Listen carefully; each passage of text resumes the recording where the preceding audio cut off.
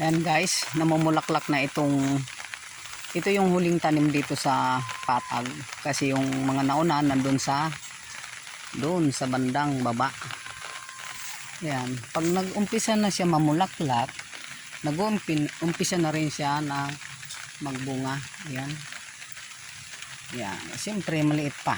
Kakaumpisa lang mga 3 days pa lang lumabas tong mga bulaklak. Ayan.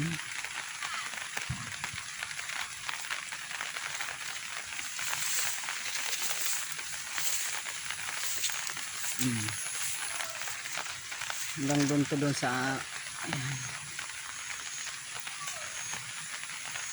Yung mga nauna guys, na-harvest na guys. Ayan.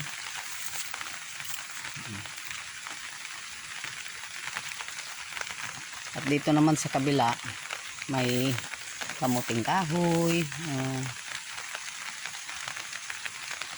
Yung kulay dilawang laman nito guys, itong ganitong klase na puti ang ang dahon, yung mga tangkay-tangkay na yung kulay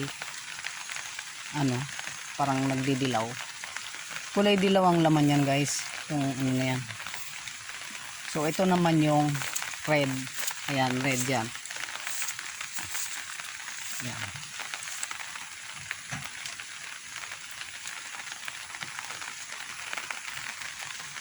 At may ampalaya na rin. Ayan. Ampalaya. Wala pa siyang masyadong bunga guys. Ampalaya. Ayan, may mga okra-okra din.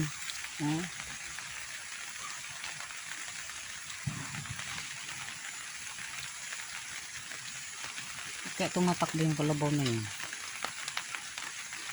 Takot ata sa putok. May narinig na putok. Yun, tingnan mo yung kalabaw. Takot siguro sa putok yan. May pumutok kasi. No? Damulago. Sige mo lagting.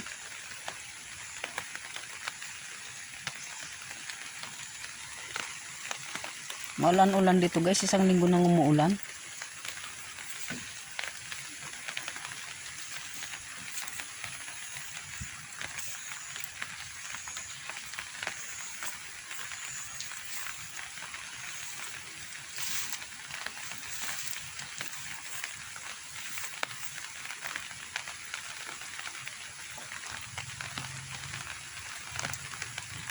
Yan, maulan.